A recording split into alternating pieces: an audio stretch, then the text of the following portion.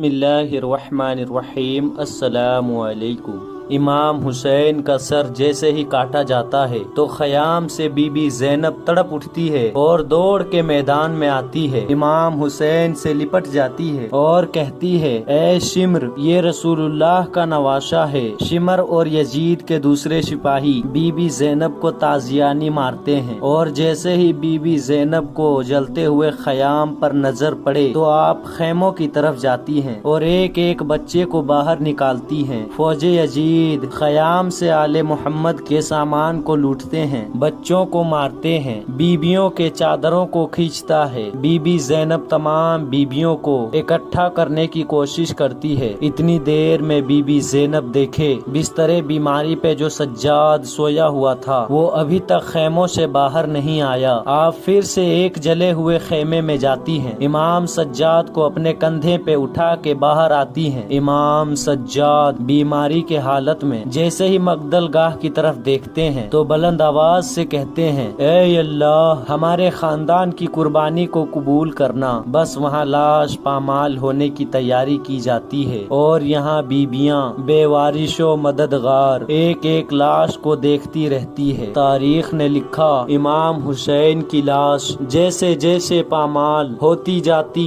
बीबी ज़ैनब ज़ारो कतार रोती है, रसूलुल्लाह को पुकारती है और कहती है, या रसूल अल्लाह, देखें आपके नवाशे का जिस्म पामाल हो रहा है। बस इतने में शिमर कहता है कि जाओ बीबियों के पास जो जो सामान है वो भी लूट लो। तारीख ने लिखा, जिस जिस बीबी के पास जो चीज होती है जालिम ताजियानी मार के छीन लेते हैं और हंसते जाते हैं। इतनी देर में शिमर की निगाह इमाम हुसैन की 4 साल की बेटी पे पड़ती है। वो हंस के कहता है, ये वही बेटी है ना जिससे हुसैन सबसे ज्यादा प्यार करते थे। बीबी सकीना कहती है, हाँ। बस वो बीबी सकीना के बालों से पकड़ के उनको तमाचे मारता है और उनकी बालियां कानों से खींच उतार देता है। बीबी सकीना मक्तल की तरफ जाती है और अपने बाबा के जिस्म के टुकड़ों पे खुद को गिरा देती है। बस सूरज ढलने लगता है और गरीबों की शाम आ जाती है। अब बीबी ज़ैनब देखे कि तमाम बीबियां मुसलसल रो रही हैं। आप सबको तलाशा देकर कहती हैं, अल्लाह की रजा में राजी रहो। ए आले मोहम्मद की मस्तूरात, तुम्हारी इस ज़ोहरबत को शामे गरीबा का नाम दिया जाएगा और कयामत तक मेरे नाना के मानने वाले इस शाम को गरीबों के शाम कह के मनाएंगे। आओ इकट्ठा बैठते हैं। बस सबको बीबी ज़ैनब साथ करती है और एक एक बच्चे को गिना जाता है। बीबी ज़ैनब देखे बीबी सकीना यहाँ पे नहीं है। आप बीबी सकीना को ढूंढते ढूंढते मक्तल गाह आ पहुँचती है। देखे कि बीबी सकीना इमाम हुसैन के जिस्म के टुकड़ों से लिपटी हुई है। आप बीबी सकीना से प्यार करती हैं और कहती हैं, ए सकीना,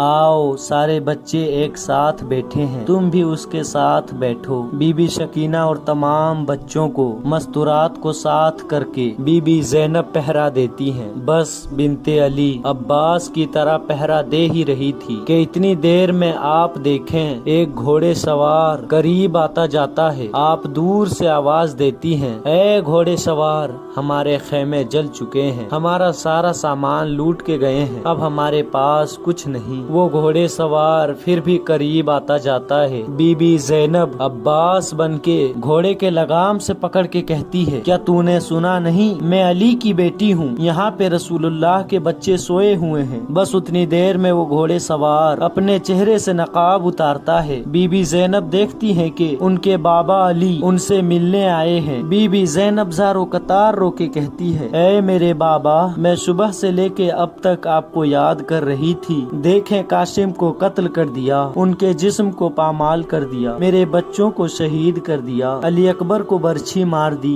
बाबा, इन जालिमों ने 6 माह के अली असगर पे भी रहम ना किया, जनाबे अब्बास को शहीद कर दिया, मेरे भाई के लाश पे घोड़े दौड़ा दिए गए। इमाम अली अपनी बेटी को तलाशा दे के کہتی ہیں، اے میری بیٹی، جب سے یہ قافلہ مدینے سے نکلا ہے میں، تمہارے نانا اور تمہاری ماں ساتھ ساتھ ہیں۔ اے میری بیٹی، اس امتحان کے بغیر اللہ کا دین بچنا نہیں ہے۔ دیکھنا تمہارے اس قربانی کے بعد قیامت تک کوئی بھی یزید دوسرا پیدا نہ ہوگا اور کوئی بھی اللہ کے دین پہ انگلی نہیں اٹھائے گا، تمہارے نانا کی نبوت سے انکار نہیں کرے گا۔